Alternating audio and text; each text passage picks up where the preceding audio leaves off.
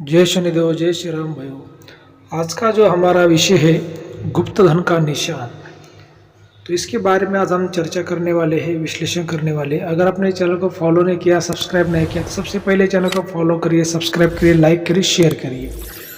तो देखिए, गुप्त धन का निशान, इस बात पर आज हमारा एक महत्वपूर्ण वीडियो होने वाला है।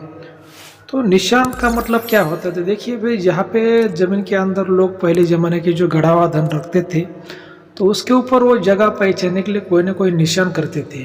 अब वो कोई भी अलग अलग तरह के निशान, अलग अलग प्रकार के निशान होते हैं, तो उसको ही निशान कहते हो। निशान को पहचानने के बाद में समझ में आ जाता है कि इसके आसपास या फिर इसके नीचे खजाना है, गुप्तधन है, माया है, गड़ा हुआ धन है। ऐसा लोग पहचान जाते हैं। जो तांत्रिक होते हैं, जो आम होते हैं, आम लोग होते हैं, कोई जानकार होते हैं, वो निशान को जल्दी पहचान जाते हैं। लेकिन ये जो निशान होते हैं, ये कैसे होते हैं? तो देखिए, इसमें अगर पेड़ के निशान अगर बताए जाए, तो उसमें जैसे मान लीजिए अभी भाई गुप्तधन होता है, जो कोई खजाना होता है, वो जैसे 100 साल 200 साल पुराना होता है। अगर कोई बड़ा पेड़ है 100 साल का, 200 साल का, तो हम मान सकते हैं कि वहाँ पे कोई ना कोई खजाना है, माया है।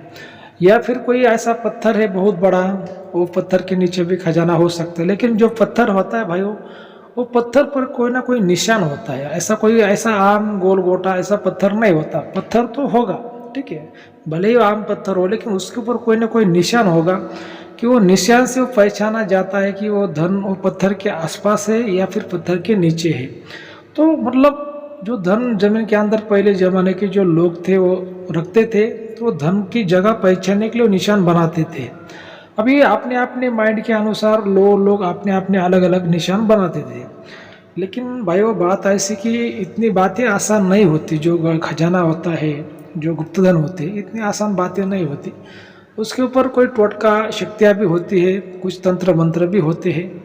लेकिन आज के जो ज़माना है, आज का साइंस का ज़माना ज़्यादा है, तो लोग ज़्यादा विश्वास नहीं करते, ज़्यादा नहीं समझते, या फिर उसके बारे में लोगों को ज़्यादा जानकारी नहीं है। लेकिन कुछ ऐसी बातें होती है कि भैया, जो हमें आंखों से दिखाई नहीं देती, लेकिन वो होती है। जैसे हवा हमें आंखों से दिखाई नहीं देती, लेकिन वो होती है। बिजली का करंट भी हमें आंखों से दिखाई नहीं देता, लेकिन वो होता है। तो ये वैसी बातें रही थी कि पहले ज़माने में जो भी खजाने, गुप्तधन जो जमीन के अंदर हुआ करते थे, उनके ऊपर कोई ना कोई टोटका शक्ति हुआ करती थी। और वो जो जगह पहचानने के लिए जो निशान, वो पहले ज़माने के लोग वैसे करते थे। लेकिन क्या है ना कि अभी बहुत से लोगों ने जो धन जमीन में पहले गाड़ दिए थे, वो निकाल लिए, और बहुत से लोगों के जो धन है वो जमीन के अंदर रह गए। तो क्योंकि पहले ज़माना एक ऐसा था कि कोई लोग बीमारी से मर गए, जगह भूल गए, या फिर किसी राजा ने आक्रमण कर दिया तो फिर गांव छोड़ के चले गए। तो ऐसे बहुत से जो धन है जमीन के अंदर रह गए। अभी भी अगर किसी के घर में, किसी के गांव में, खेत में अगर ऐसे धन हुआ करती, तो उस पर शक्तियाँ हुआ करती है, टोटके हुआ करते हैं, बड़ी बड़ी नाग देवता की भी शक्ति हुआ करती है। और आज भी अगर किसी के राशि पे वो शक्ति क्रॉस हो जाती, तो लोगों को सपनों के द्वारा रियल में संकेत देती है, उसकी मौजूदगी बताती है कि वो धन है वहाँ पे, शक्ति है वहाँ पे। लेकिन क्या होता है कि आज का जो ज़माना है, लोग पहली बातों को ज़्यादा नहीं जानते। तो किसी को संकेत मिलते भी होंगे, किसी को कुछ महसूस होता भी होगा, लेकिन वो समझ नहीं पाता कि भाई हमारे साथ में क्या हो रहा है, ठीक है। अभी कैसा होता है कि जिसने गुरु किया है, जिसके पास गुरु का आशीर्वाद है, जिसके पास गुरु का ज्ञान है, तो वो लोग गुरु की सलाह लेकर ऐसी बातों को समझ जाते हैं, खुद की सेफ्टी करवा लेते हैं, या फिर गुरु का आशीर्वाद प्राप्त करके अपना जीवन सुखी कर लेते हैं। लेकिन जिसने गुरु नहीं किया है, लोग ऐसी बातों को नहीं समझ पाते। और कभी कभी वो कोई छोटे मोटे तांत्रिक से वे जानकारी पाते हैं, तो छोटा मोटा तांत्रिक उनको सही जानकारी दे भी नहीं पाता। कैसा होता है कि गुरु आपको ऐसा करना है कि जिसके पास में तीनों भी गुणों का ज्ञान हो और तीनों भी विद्याओं का ज्ञान हो, तभी आपको सही जानकारी गुरु दे सकता है। तो क्या होता है ना कि ये जो गुप्तधन होते हैं, जो खजाने होते हैं, जो माया होती है, इसके ऊपर की जो शक्तियाँ होती है भाई, वो जहाँ पर भी ये धन होते हैं उसके ऊपर जो शक्तियाँ होती है, मान लो किसी के खेत में धन है, किसी के घर में धन है, तो वहाँ पे दिक्कत पैदा कर देती है, प्रॉब्लम पैदा कर देती है। अभी ये धन के जो संकेत होते हैं कैसे होते, तो ये जो धन की जो शक्ति है, किसी को रियल में आके भी बता देती है उसका जो राज है, जो धन का जो राज है, और किसी को सपनों के माध्यम के द्वारा भी शक्ति बताती है। लेकिन आपको याद रहना चाहिए कि भाइयों, अगर कोई धन आपके घर में है, खेत में है, आपके प्रॉपर्टी में है और वो आपके खानदान का नहीं, तो जो शक्तियाँ होती है कुछ ना कुछ मांगती है, कुछ ना कुछ लेती है। वो बोलते हैं ना भाई, कुछ पाने के लिए कुछ खोना पड़ता है। तो बिना मतलब का शक्ति कभी भी आपको धन नहीं देती। अगर आपके खानदान का है तो वो बात अलग है, लेकिन अगर आपके खानदान का वो धन नहीं है तो शक्ति कुछ ना कुछ तो आपसे लेगी ही लेगी। और ये शक्तियाँ इतनी विनाशकारी होती है भाइयों कि इसको हल्के में कभी लेना नहीं चाहिए। बड़े से बड़े घर को बर्बाद कर देती है। लोगों के जो मन होते हैं, दिमाग होते हैं, उसमें झगड़ा लगा देती है, मन को डाइवर्ट कर देती है, दिमाग को डाइवर्ट कर देती है।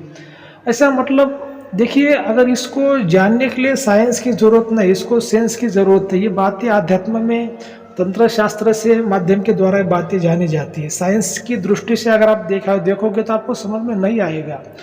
अभी आप देखते हो कि भाई कोई हंसता खेलता परिवार है और अचानक से वो घर के 2-4 लोग सुसाइड कर लेते हैं, झगड़े में किसी की मौत हो जाती है, दुर्घटना में पूरा परिवार खत्म हो जाता है। मतलब ऐसे कोई भी जो है विनाशकारी शक्ति पैदा हो जाती है।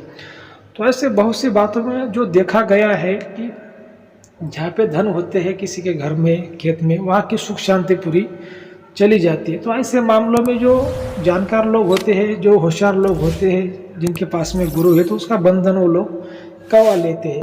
लेकिन क्या होते है कि ये बातें किसी को बताने वाले नहीं होती। तो ऐसा अगर आप किसी को पूछोगे तो कोई लोग आपको इसके बारे में जानकारी देगी भी नहीं और बताएगी भी नहीं, क्योंकि ये जो बातें होती है गुप्त बातें होती है। इसका नाम ही है गुप्त विद्या, गुप्त शक्ति, गुप्त धन। ये बातें गुप्त होती है। आपका सगा भाई भी हो तो आपको नहीं बताएगा। इसी वजह से जो आपका गुरु है, गुरु ही आपको बताएगा। और इसको गुरु करने की बहुत ज़रूरत होती है ऐसे मामलों में। और गुरु, जैसे मैंने आपको कहा है कि गुरु कैसा होना चाहिए, जिसके पास में त्रिगुण का ज्ञान हो, तो ही वो गुरु आपकी अच्छी तरह से मदद कर पाता है। नहीं तो एक ही गुण का अगर ज्ञान है गुरु के पास में, तो पूरी तरह से आपकी मदद नहीं कर पाता। तो भाई वो जो गुप्त धन होते हैं, खजाने होते हैं, इसके लिए नसीब में ये होना भी बहुत ज़रूरी है। इसके लिए कुंडली देखनी पड़ती है, हस्तरेखा देखनी पड़ती है, बहुत सी बातों को देखना बहुत ज़रूरी होता है। क्योंकि जैसे मान लो कि आप जीवन भर कितना भी कष्ट करोगे, कर्म करोगे, तो आप एक 50 ग्राम 100 ग्राम भी आप सोना नहीं खरीद सकते ईमानदारी से, अगर आप जीवन भर काम करते हो तो। और इतना गुप्त धन में 1 कुंटल 2 कुंटल सोना होता है, 50 किलो 20 किलो सोना होता है। तो इतना आपको अगर मिल रहा है तो नसीब से ही मिलेगा। कोई ना कोई आपका पिछला जन्म का जो पुण्य है उसके अनुसार ही आपको मिलेगा। तो इसलिए नसीब भी देखना बहुत ज़रूरी होता है। नसीब कितना पावरफुल है, कितना 100% अच्छा है, 50% अच्छा है, वो भी गुप्त धन का जो योग होता है कुंडली से द्वारा देखा जाता है। ऐसे बहुत सी बातें होती है। तो ठीक है भाई, आज की वीडियो में इतना ही। अगर किसी को कोई प्रॉब्लम है, समस्या है, तो दिए गए नंबर पर आप हमें व्हाट्सएप कॉल कर सकते हैं। धन्यवाद।